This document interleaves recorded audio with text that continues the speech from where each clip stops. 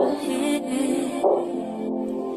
Every time that I'm near you, I realize that your head. To the podcast of Just Breathe with Bree. Podcast may sound like it's going to be sad based on the Just Breathe, but we're just going to take a breath. Everything is not that serious. We're going to take a breath after every conversation because everything is not, it's never that serious in the world these days. It's never that serious. Just take a breath. You'll make it through. Just take a breather. Take a breather after everything and you'll make it through. This podcast will be about uncomfortable conversations that you don't have on a day-to-day basis, things that you're battling. This podcast won't be a sad podcast, but it'll be like tapping in with your spirit, your real emotions, your true feelings type of podcast. I started this podcast because I'm currently grieving the loss of my father. He passed away May 25th, 2024. And for some reason, this has been on my conscience to do. So I was like, why not give it a try? I'm pretty sure this can help anybody else that's going through, grief. And you don't even have to lose to nobody. This can help somebody who have questions that they're scared to ask out loud. Since my father died, I really haven't had any, get up and go about myself. I really haven't been the same.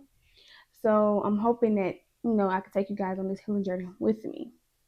So speaking of grief, today would be the first topic of the day. I had a few people send me a few questions that they wanted me to answer, but a little bit backstory about myself. As I said in the beginning, I lost my father May 25th, 2024.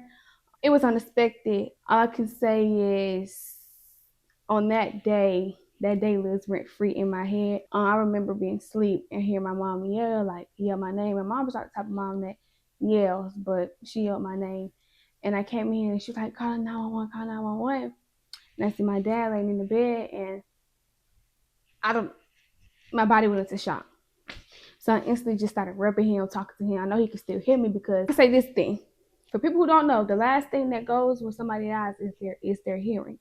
So I know he could still hear me because he still had a little breath. Like he was just taking a little breath. When the ambulance came, they put him on the floor, tried to give him CPR. Eventually said they're going to take him to the hospital. First thing I said is don't take him to Grady. He don't want to go to Grady. Don't take him to Grady. They're like, no, we're not taking him to Grady. We'll take him, to another hospital. So as they bring him down the stairs, I'm like, I need to watch his head. That's the first thing I'm thinking when he says something. One thing he don't play about is you hitting your head on anything. Like, I need to watch his head. So as they bring him down, take him outside, in my head, I'm like, I'm saying that he's dead, but I'm saying that he's not.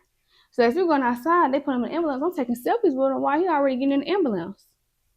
So I come back in the house. My mom was like, just go. I'm going to stay here. So I'm like, no, you're the mom. Like, you have to go. And ourselves together, and I end up driving her to the hospital. So when we get to the hospital, they put us in this little room, and it gave me Medea vibes. I'm thinking this room only on Medea. So I'm thinking they're going to say, oh, he's on life support or well, unfortunately, they told me that my father passed. I grieved then. I took it hard then when they said it. Because I'm like, dang, I just talked to you. Like, my dad was a dad that was in my life. I lived with my dad my whole life. I had both parents in my house my whole life. My dad was literally my best friend. Somebody that I call, oh, my car, call my daddy. Oh, like my mindset my whole life was, oh, if I get a boyfriend, he can't buy, ask my daddy. Like, I'm not tripping on you buying me nothing. I can just ask my daddy. My daddy this, my daddy that. Anybody know when they know me, it's my daddy. My daddy. Yep, my daddy. Yep, my daddy bought it. Like, yep. When I got that news, it was just like, I took it in, but I didn't take it in. And I remember leaving the hospital to drive my mom home. It started raining, and it wasn't supposed to rain that day. So that's how I knew he made it. He made it to heaven. I can't even tell you how I felt when I found out that happened, but I can say it's a feeling that you will never forget. Like the word, I can't even put the feeling into words. So it's different when you're helping somebody plan the funeral for your loved one. In my case, my daddy got transported back home. He got transported from here back, up to Milwaukee. And me and my mom had to go sign off on his body, making sure like he was, up to par. It was him. I still wasn't. He looked like himself, had his hands in his pants, like they had him made up as if he was still alive. And I understood it then, but I really didn't. Like, it didn't hit me. When we got to Milwaukee, that's when we went to the funeral home, you know, went to go approve his body and found out where he's getting buried. And, you know, mind you, I had just graduated college May 5th, 2024. So 20 days later, I'm thinking, okay, I'm back home from college. I'm outside. Woo, woo, woo, I'm outside. And then it's like my life took a turn right before my eyes. Milwaukee, we got the stuff in order, you know. And the day of the funeral, it was just like it was like a real dark cloud. Like, dang, like, I told myself I wasn't gonna cry. I wasn't gonna cry making this video, and I'm still not. But it was just like a real, you know, dark cloud. Like, when you lose somebody that you with every day, like, or somebody that's active in your life, like, and that makes a tremendous impact on your life, everyday life. At the funeral, you know, it kind of hit different when you're the one riding in the funeral car, the first funeral car, or you're the one sitting in the first row. Like, I'm really, like, you're really sitting in the first row of your loved one funeral. I done been to plenty of funerals, but I never sat first row. I knew it was real when I sat first row, like first row to my own father's funeral. It was pretty hard. After the funeral, I can't say I didn't want to do anything. I didn't want to get out the bed, you know, unless it was time for me to fly back home.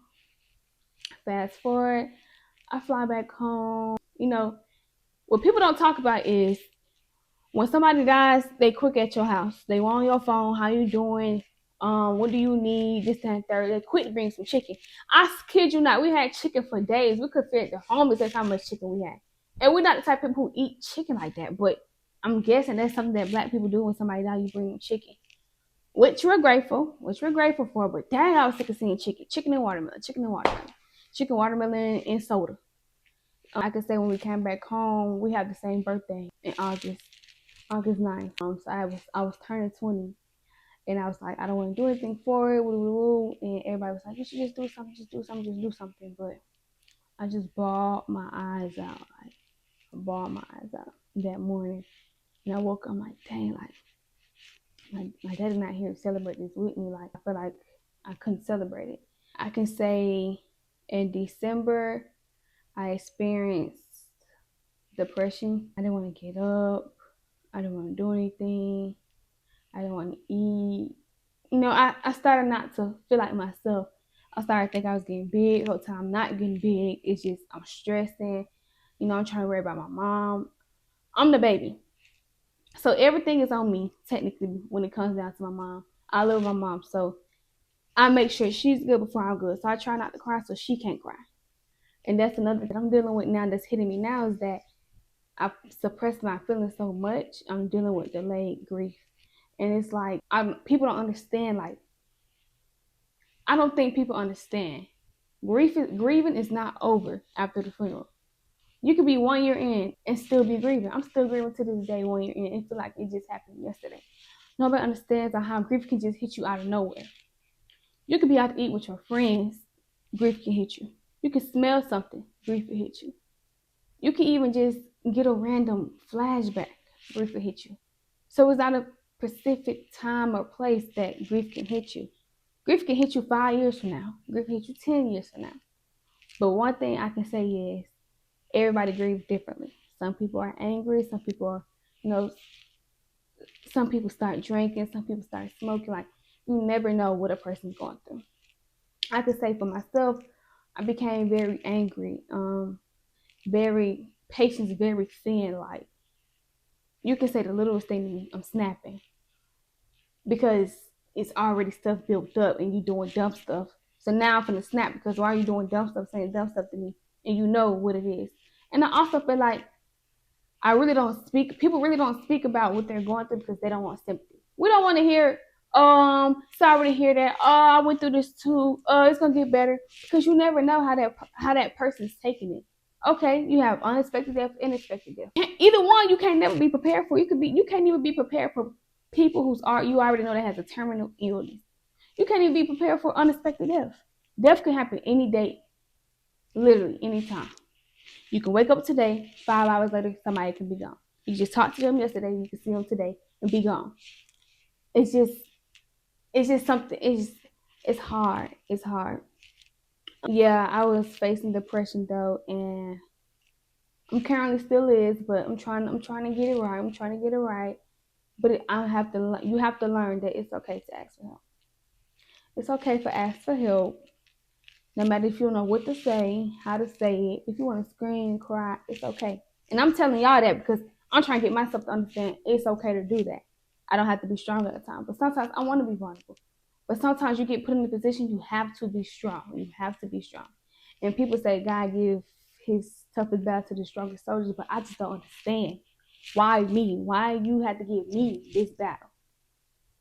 Why do I have to take on this burden at a young age? You know, I'm perfectly out here living life, which I'm not ungrateful because a lot of blessings have came with this. God has still been working in mysterious ways, and I know my Father is watching over me, but it's just like, that's just something I have to, accept him not being at my wedding, or if I was to have kids, or my big accomplishments, like, oh, my baby this, my baby that, and he always said my baby. Like, it's different when you pull back up to our house and that person that you used to stay with is not there anymore. You know, after the funeral, everybody go back on with their life. They not checking for you. Every now and then, oh, how you been since? But they're not on your phone how they on your phone when somebody dies. They on your phone because they want to know who's getting what. They did this. Who got the insurance money? What you gonna have there? Where you gonna have it at? They always want to put their 1, 2, 3 cents in, but you're never there afterwards. So that's enough about me. That's the backstory on the grief that I'm dealing with now. Like I said, I'm still grieving, and I really don't know where to go and how to start, and so I'm taking y'all on this journey with me. So I have a few questions that somebody would like for me to answer. One question is, what was life like before your loss, and how has it changed? Before my loss, I was in school. I had graduated college with a degree in criminal justice. I was moving home. Matter of fact, went on a job to call, so I was just basically in my mind, when I come home, I'm gonna be outside too. It's time to get straight to business. Well, fortunately, God had other plans for me. It changed my life because I feel like I can't do certain things that I was doing before, like going to parties, going out. I don't have the energy. Like, I don't have the ambition to get up every day and keep going and going, knowing, even though I do, don't get me wrong, even though I do, but knowing that I lost somebody who had a huge impact on my life. That is really hard to me. It changed my life tremendously. Oh, I be worried about my mom even more, even though nothing's really wrong with her. It's just the fact that she's my only parent left. So now it's like I'm catering towards her. Oh, I can't leave her at home. Oh, I can't leave her at home. I don't want to leave her. This, that, and the third. Oh, I gotta make sure she eat. Like, putting my fun life on the back burner. But I'm fine with missing life because I would give all this up to get my father back. I would give all this up to get my past life back. The next question is, what do you wish people understood better about grief? I wish people understood grief is a long process. Grief is something that you can't control. If you know somebody that's dealing with grief and they're acting, different, or they're distancing themselves, or you think they're being angry, or they're being mean, or they're being sensitive, they're not. It's just what they're feeling in that moment. It's what they're going through. Like, they didn't choose this path. God, like I said, God works in mysterious ways. I think some people think that, okay, once a person dies, it's been a year, get over it. That's not how it works. Some people deal with grief by drinking, smoking, depression, just not wanting to do nothing. Some people be angry, some people be mad, some people always cry, some people become distant. Granted, I'm not saying they get an excuse for doing that because it's not okay, but they're going through something. You don't know what a person's going through until you've been through it. Even when you go through it, you still don't know what that person's going through because everybody's experience is not the same. It's not the same. Something else I wish people understood about grief was sometimes it's nothing you can say. Sometimes all you can do is listen. If a person want to talk, let them talk. Don't cut them off. Don't tell them you don't want to talk about it. Don't tell them what they want to hear. Just let them vent, because honestly, they're trying to get it out. They're trying to have an outlet. If a person is coming to you crying out for help, you should take that. I don't think you should take it with a grain of salt, because if somebody's talking to you for help, you should give them help. Get them help. The next question is, what words of comfort would you offer someone in the beginning of grief? Just keep going. Keep going. Somebody's always going through something worse than you. I'm not going to tell you it's okay, because it's not, because I'm not okay. I don't want to hear that, and I'm pretty sure you don't want to hear that, because it's not okay. It's not going to be okay. It's not. I'm not going to tell you, oh, I've been through it, so I could, I'm still going through it. I don't want to hear it's okay. I like to say is keep going. Keep going, so you can be the next person that says, I made it out. I'm still going, so I could be the person that say, I made it out. Or look back years later, like, dang, I was just in this type of headspace. Now I'm in this type of headspace. Just keep going. Don't give up. Keep going. Even if you want to give up, it's okay. Some days you don't want to get up and go nowhere. That's fine. Some days you don't want to go eat. That's fine. Some days you don't want to talk. That's fine. Just keep going. Keep going at your own pace. Don't let nobody rush you. Don't let nobody rush you to talk. Don't let nobody rush you to do things you're not comfortable with. Don't let nobody rush you to move on from a death or a situation that you're not ready for. Because grief is not just with death. Grief is with relationships, as in marriages, relationships as in parents.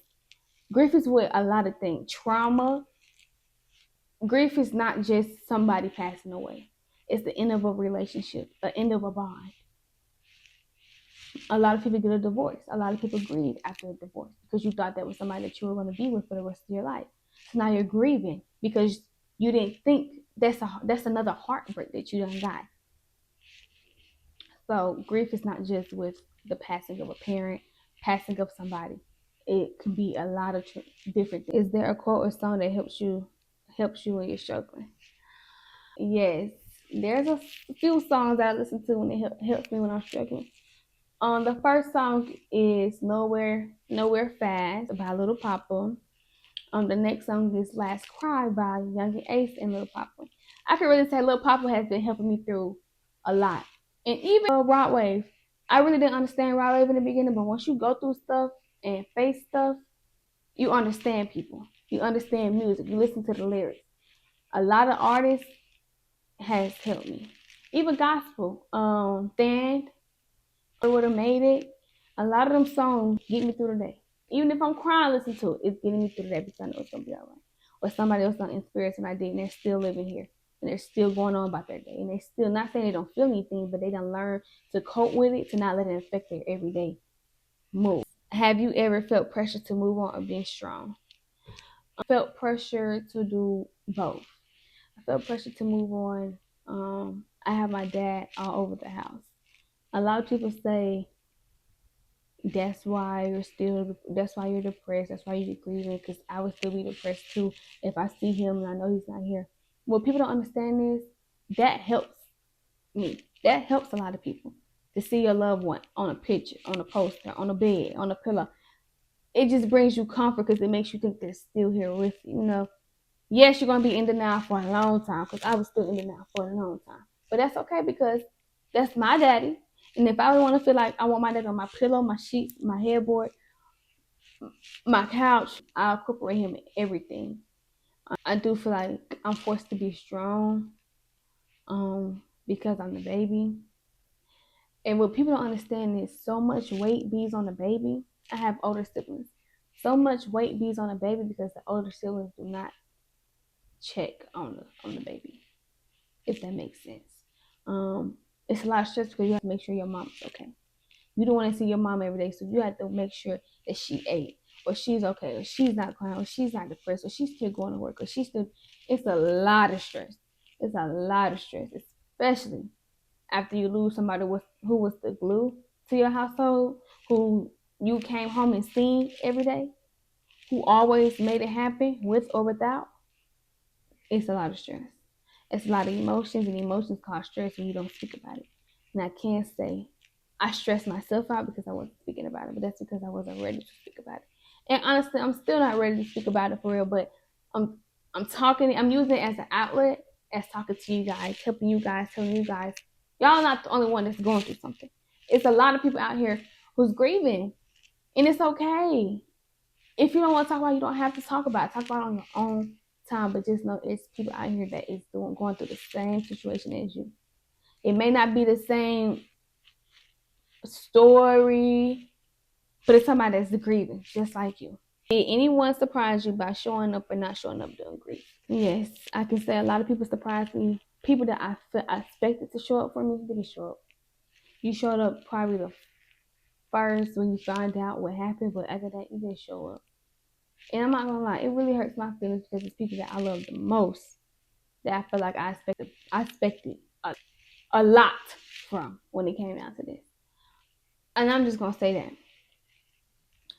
My mama always say the ones you love the most is the ones that hurt you. And they really hurt me because I expected them to show up no matter what.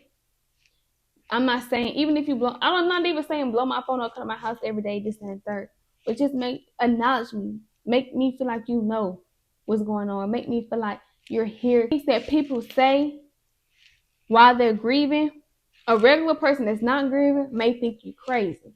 But somebody that's grieving, that's understanding what you're feeling, will understand where you're coming from.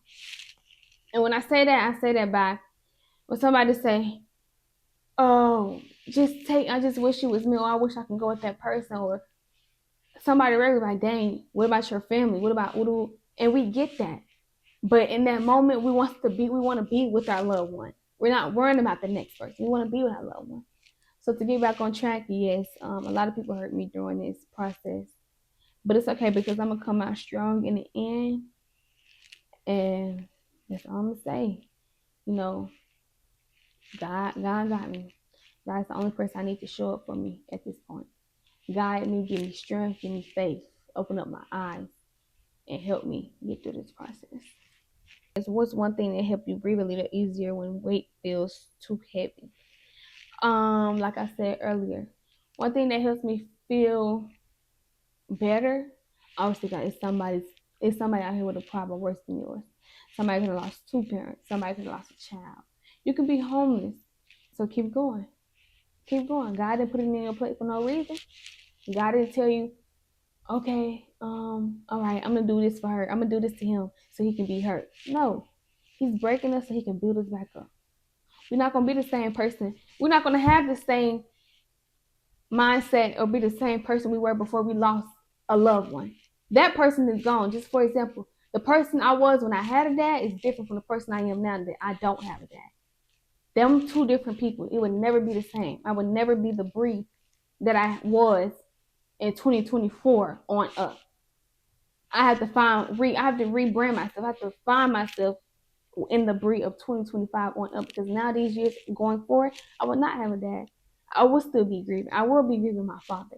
But them are 2 different things. I think people expect you to be back yourself. You're not. You're not yourself, because when you were yourself, you had that loved one. You're not yourself because you don't have your loved one and you don't know who you are anymore, because it broke you. It broke you. One thing I do want to say, you cannot tell nobody how to grieve. And I'm just going to say that. You can't tell nobody how to grieve. If the person don't want to talk or they're being distant, let them have a distance.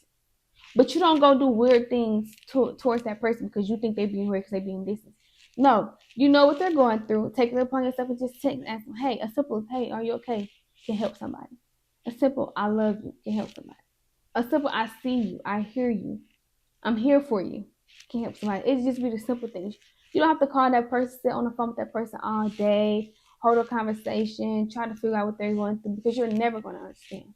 But just the simple fact that you act like you're being there for that person or being present, make somebody feel welcoming. Make somebody feel, okay, somebody understands me. Because me, right now, I feel like I don't have anybody. And when I say I don't have anybody, I say I don't have anybody to cry on. I have a few people, but I'm saying people expect me to be strong because that's what they know. That's the Bree that they know. Oh, Bree gonna be strong. Bree gonna come out of it. Bree got it. But Bree is tired. Just like anybody else. They are tired. We don't want to be strong all the time. We want to be vulnerable, and I want to be vulnerable. Thanks for watching. This is my first episode on grief.